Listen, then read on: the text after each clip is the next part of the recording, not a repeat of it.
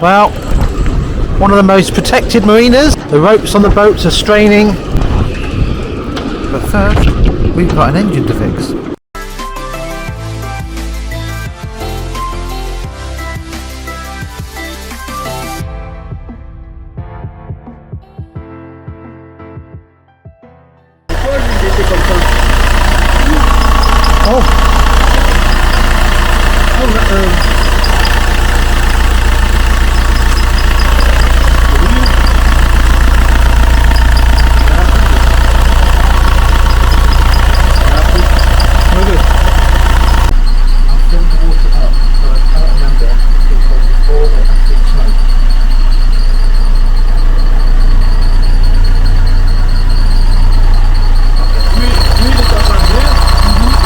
Basically what he was saying was we should have changed the oil filter or cleaned the oil filter here.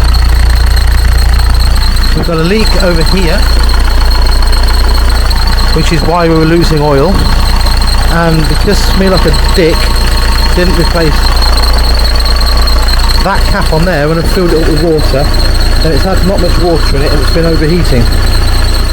So you see this? Ça et celui-là. Ok. Ok. Pour ce moteur là. Après l'autre, je sais pas. On fait les deux.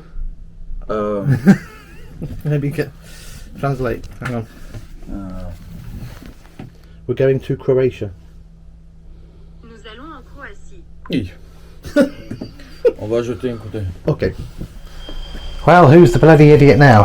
So, what we did is we thought we'll do some engine checks. You know, these sorts of things you're supposed to do before you set off on a long journey.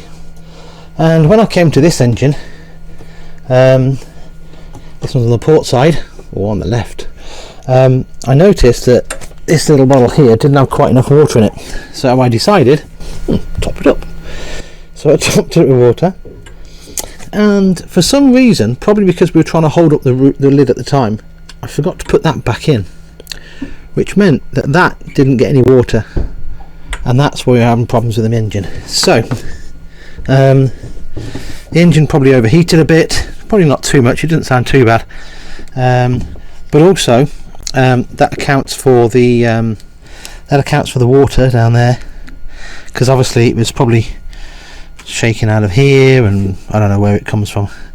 The mechanics also had a look and he said that there's an oil leak around here, which would explain the not too much of oil, but this definitely used oil, so I don't know what's going on there. He had a look at the other engine.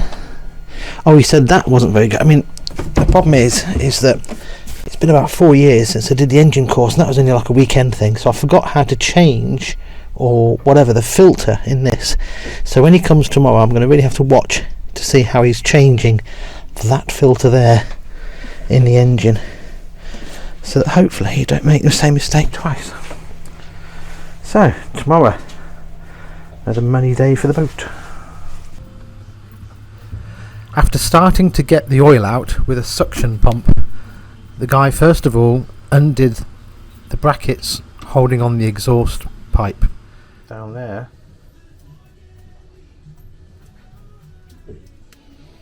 Holding the turbo.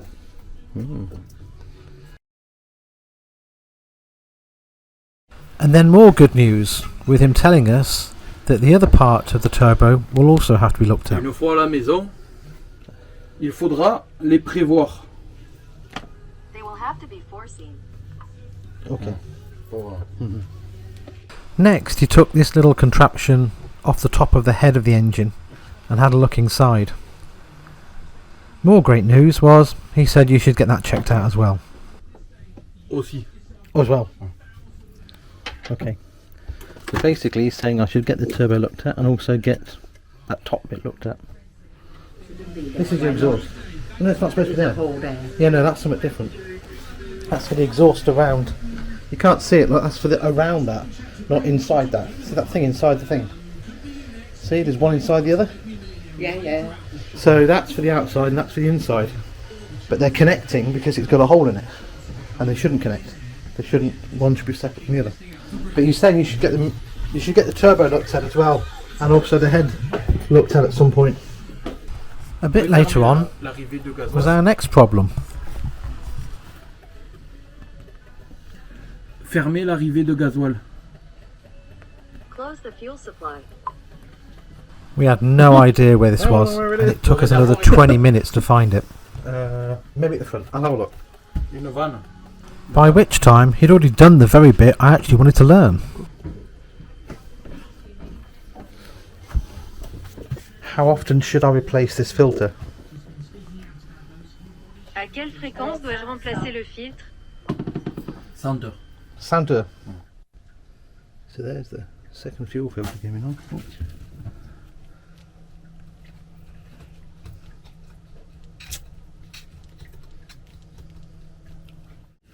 No good? He replaced the fan belt as a matter of course, but the old one didn't look too bad, so we kept it as a spare. Right. Okay. This looks skinny. No. That looks much wider than this one that these took off. Jesus. That's a crap. I decided to get him a lamp so we could see what he was doing, and was met with the fact he'd actually already replaced the impeller. Not too bad. This is the impeller, the rubber thing here. This looked in quite good condition. Great, I thought. A spare. He said we think we need a new water pump as well. He said there's lots of scratches on the inside of the disc. Wow, yeah. Normalement c'est comme ça. Yeah, it should be. Because some you can. So the impeller, the bit that wears out inside the water pump was fine. It's just the water pump was knackered.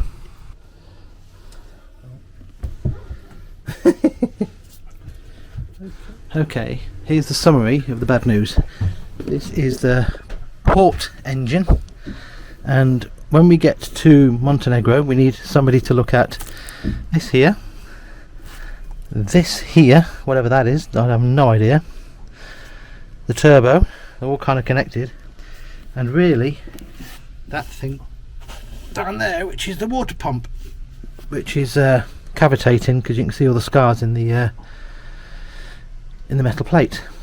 Now the other engine is exactly the same, but it looks like this has actually caught fire at some point, or got fuel in it at some point and caught fire internally. So that's completely shagged on the other boat, on the other engine. We also asked him to look at the pump in Pook's ensuite, because once you used the shower it didn't seem to ever want to stop, and we just didn't know why. He was great because he showed us basically how to take the pump out, clean it, and how to put it back. He didn't charge us for this, so that was brilliant. You couldn't believe it. It kind of got worse. Because he was a mechanic and didn't really understand plumbing, what he didn't understand was that the pipes going into these little boxes had to be watertight. So in order to get to the pump he pulled the pipes out, broke all the seals, but then when he put it back together, obviously because he didn't know about resealing the boxes, it meant that when the boxes filled up the water would come out the top. All of a sudden we had water in our bilges. So yeah, not such a great fix after all, but never mind, at least I know what the problem is, and hopefully I'll be able to get it sorted sometime. From that time also I decided not to get an electrician in to sort out the wiring and the fuses. I thought I'd just do it myself. I mean, how hard can it be? Well, cheerio Marseille, nice knowing you. Just up here on that little beach there is where we ate from Michelle's, and we've just come out of that little gap there, which is where that big marina was. Goodbye Marseille and Frio Island.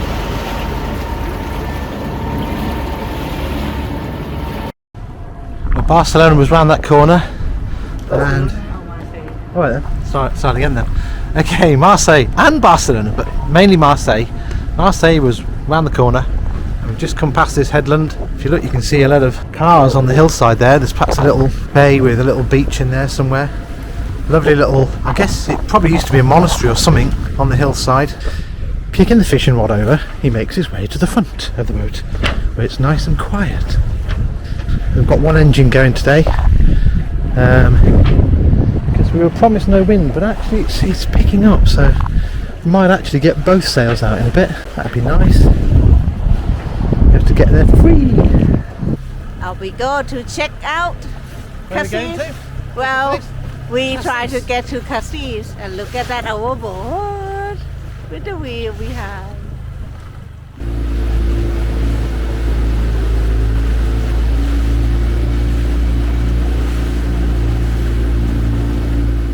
So this is Cassis. Beautiful place.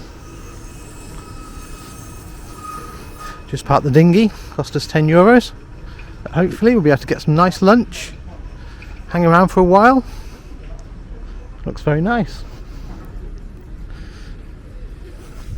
There's Pookie taking some Instagram, YouTube videos, as she does.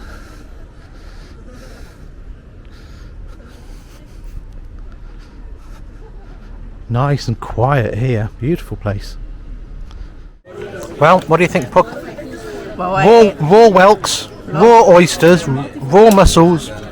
raw clam. Raw clams, was it? Yeah. You got your last oyster to go. Here we go. The last one.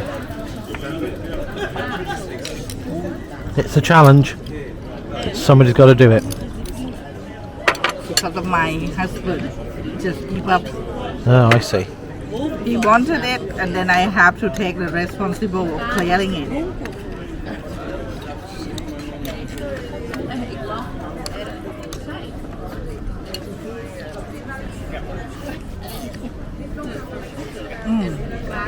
Good though? Good. All gone. All gone. Just the wine left, and then you got to drive home. Yee.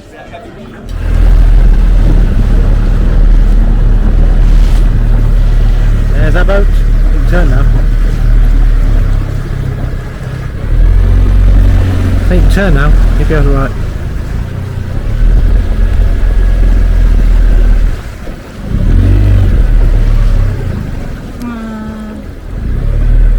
Right. If I want to go that way, no.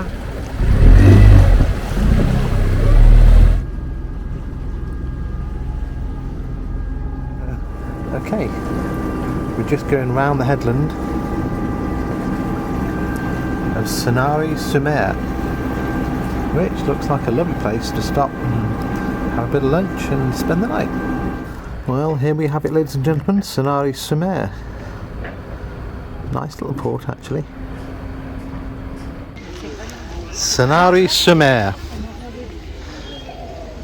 Here's the marina, and if you look straight ahead, you can see our mast way out there, look. Yay. Here we are in Sanary Sur Mer. Beautiful, beautiful little port.